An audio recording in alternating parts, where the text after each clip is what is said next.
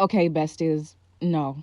Because I thought we were done with this whole Colleen Ballinger saga. But apparently, the internet said, nope, we're still strapped in. This woman really said, let me make the internet mad again. And chaos immediately clocked in. Be for real right now. It's 2025, and Colleen is still out here trying to make herself relevant again. The problem? Her past scandal refuses to let her breathe.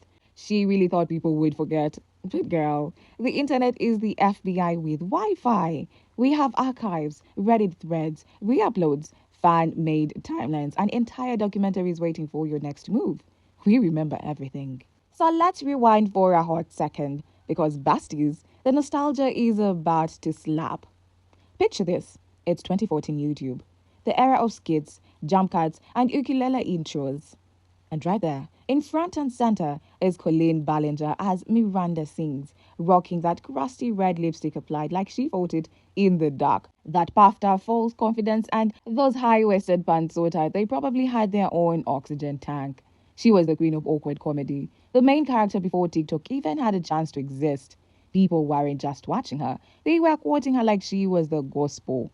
Whole middle school lunch tables were basically Miranda fan clubs. She had millions of views. And Netflix deal with haters back off, live tours, match lines. Like, she had a full influencer starter kit before influencers even became a title job. She wasn't just popular, she was untouchable. It was giving YouTube royalty, okay? Crowns, not clownery. But then, 2023 came in swinging like a plot twist no one asked for. Out of nowhere, the same girl who once ruled the algorithm was suddenly public enemy number one. Boom. The downfall was faster than your iPhone battery after 15%, and less graceful than me trying to run in Crocs. The internet collectively said, oh, you played around and you found out. One day she's trending for her Netflix show, and the next she's trending for all the wrong reasons. It's giving from red carpets to Reddit threads, from Miranda to mirrored controversy. Like, her brand went from quirky icon to alleged cautionary tale overnight. And now, she's trying to grow back like, hey guys, miss me? Bestie, the internet does not have amnesia. You can't rebrand from that with a ring light and a fresh thumbnail. You can't just wake up and say, today I'll vlog my redemption. The bar? It's not just low. It's buried in the YouTube archives. And yet, here she is, posting cozy little lifestyle vlogs like she's in her soft healing era. Girl, the only thing soft here is the delusion. The fake giggles, the over-edited cuts, the dramatic thumbnails. It's giving, please click, I need AdSense money. The desperation is not subtle. It's practically its own character in her videos. And now comes the cherry on top. Her latest masterpiece titled Addressing the Rumors About Us. Because, of course, when all else fails, bait the relationship drama. The us in question? Her husband, Eric Scotland, aka her partner, co-parent, and apparently her favorite clickbait. She really dangled divorce gossip like it was a limited time coupon code. Like, he is marriage 20 for a free view. And she genuinely thought no one would notice the manipulation. Bestie, this isn't content. It's chaos in HD. So, she opens this video acting like she's about to confess a federal crime. The lighting is dramatic, the tone is serious, and everyone watching is clutching their snacks like, oh, this is about to be juicy. But instead of spilling tea, she gives us 12 minutes. 12 whole minutes of nothing. Just talking in circles, sipping from a mug, throwing in a couple of awkward laughs, and pretending like the tension isn't thicker than Starbucks Frappuccino. I'm vlogging. It's boring. I'm clean. That's you, Mommy. Hello everybody, today is a very special day for two reasons. Number one, I am getting close to finishing this freaking thing for Flynn. My son Flynn likes to ask me to make very obscure insects and creatures for him that you can't find toys of, you can't find stuffed animals of, so I make them for him. And the most recent thing he wanted me to make, and he's been asking me to make this for weeks, is a Sphinx hawk moth caterpillar. Super cool. It's like watching someone drag out a story and forgetting the punchline. The suspense was giving Netflix crime doc, but the playoff? Lifetime movie. Then, finally, Eric walks in. And she's like, we're not divorced. We went out for steak and listened to Taylor Swift. My lovey's here now, and I wanted him to be in this video because I needed to prove that we're living in the same house. What are you talking about? Do you remember a while ago when there was like a rumor online that we were getting a divorce or we were divorced or something? Remember when I told you about that once? Yeah. Here's the thing, is like Here's the paperwork. We're doing it on camera. This is the crazy thing, is that like every time I post like an Instagram reel or YouTube video or like one of the sass videos goes up on TikTok or anything, there is without a doubt always a comment that has to do with like, didn't she get divorced? I never saw anything, like any videos or news articles or anything saying that we got a divorce. But I think it must have been like a pretty big juicy gossip story or something. Girl, that's your proof? A date night and a playlist? That's like saying your Wi-Fi works because you saw one burr for 2 seconds. Be for real.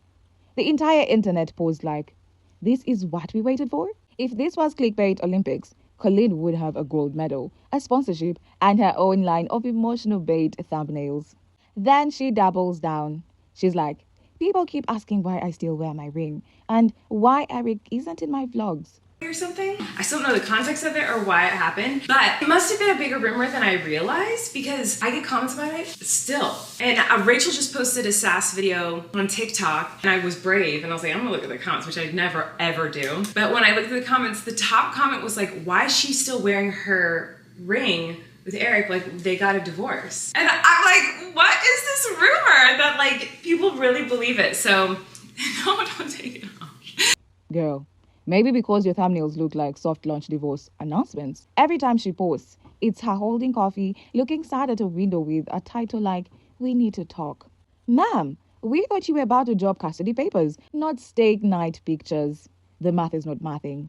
She literally built tension like a season finale of Selling Sunset, only the plot twist to be Taylor Swift and Rebay. I'm screaming. I was gonna take it off, I was just touching it.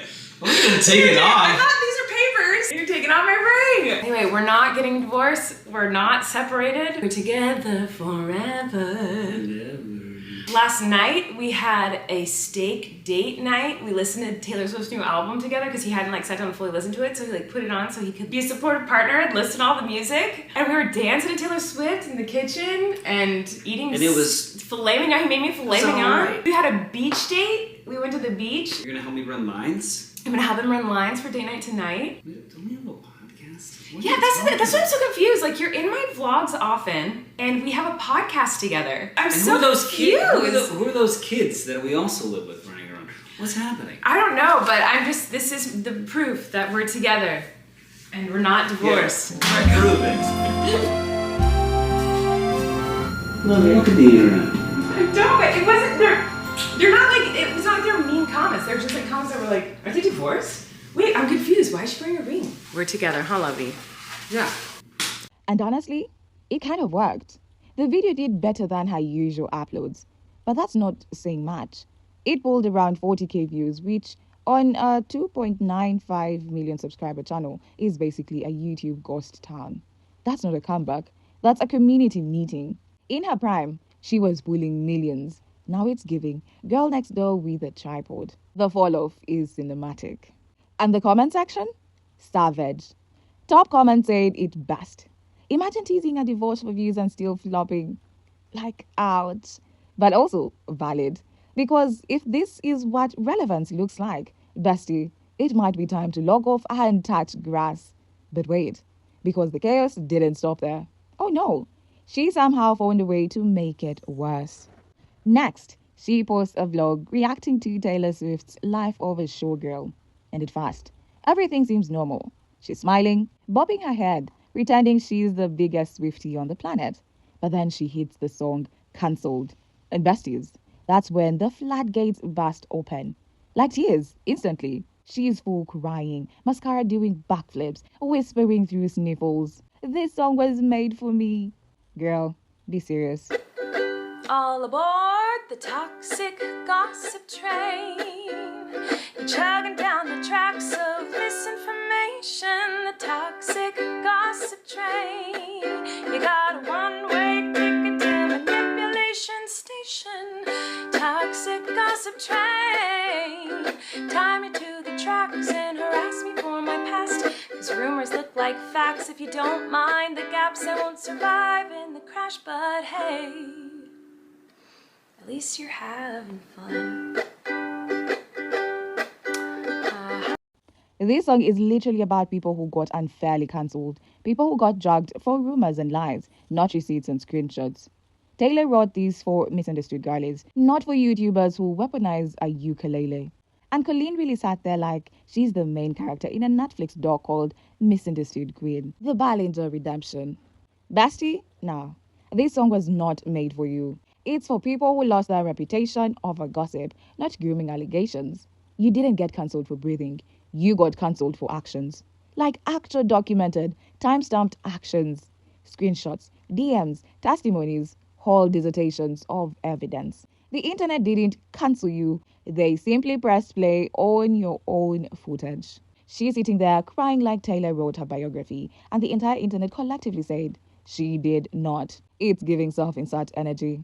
It's giving, I see myself in everything delusion. The comment section was ruthless, but hilarious. People were saying things like, Colleen listening to this like she wasn't the villain in her own story. And, sis, Taylor didn't mean you. She meant people with a conscience. Oh no. Oh no, the next one's canceled. This song's about me. I don't want to hear this one. I'm scared. Okay.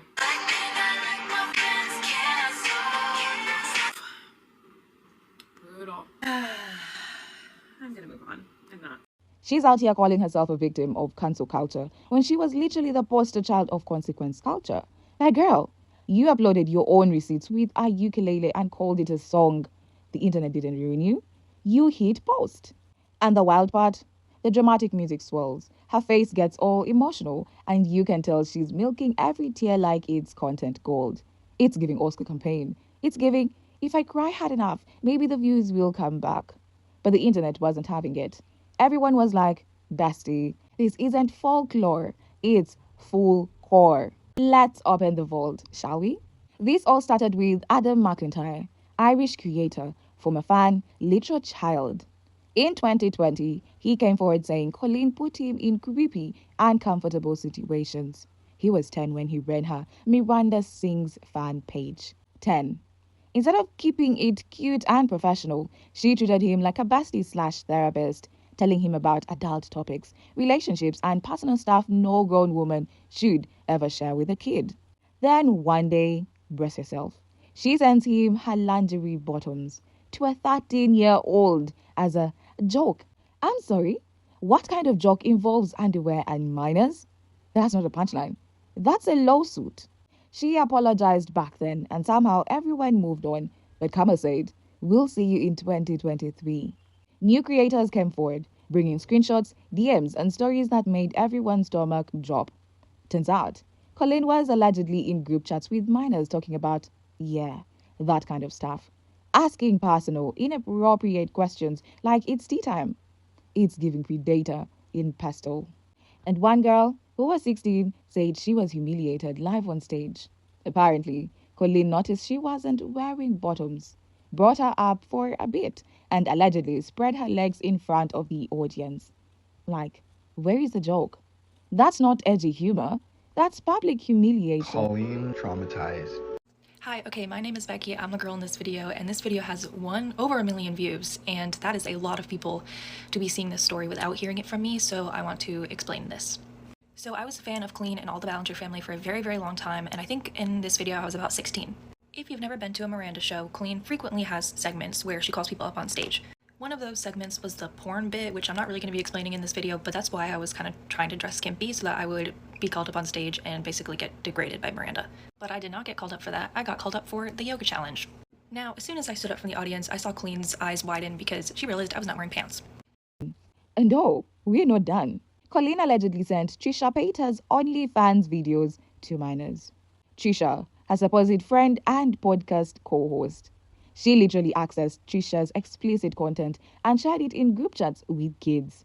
That's not shady. That's criminal. The betrayal level? Off the charts. The audacity. Buy one, get one free at this point. The internet had receipts. The outrage was global, and everyone was waiting for her to finally speak. When she finally responded, she didn't drop a sincere apology. Nope. She dropped a 10-minute song called Toxic Gossip Train. I wish I was kidding.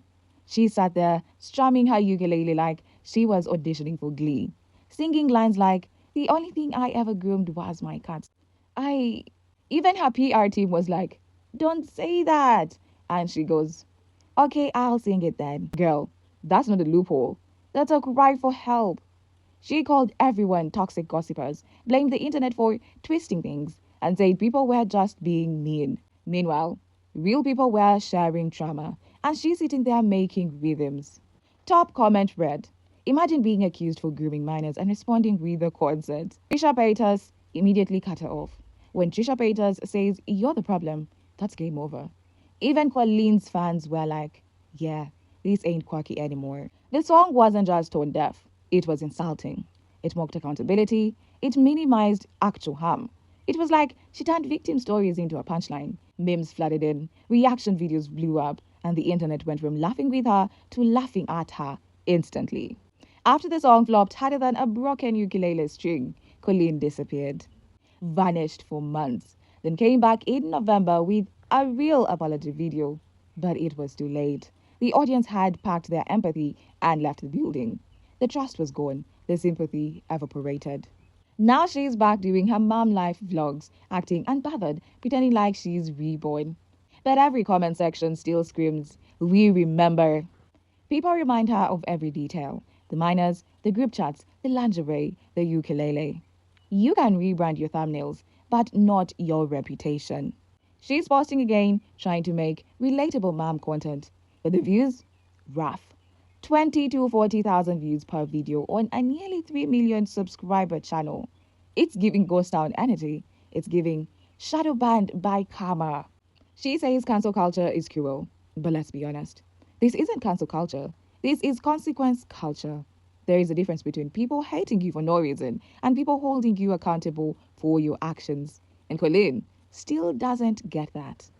It's not that people want to destroy her. It's that they want her to take responsibility. Because every time she returns, she acts like nothing happened. She gaslights the internet like, what scandal? Girl, you made a song about it. It's funny until it isn't. And we passed that line ages ago.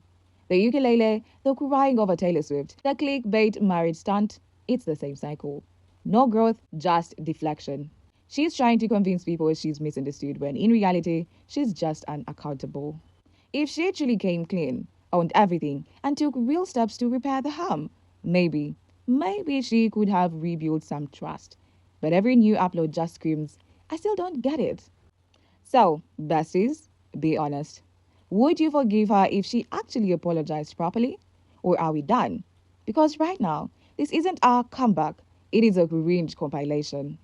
Anyway, loves, that's today's chaos. What do we think? Comeback or collapse? Drop your takes below, stay hydrated, and remember, the internet never forgets. Alright, group, chat adjourned. Mwah.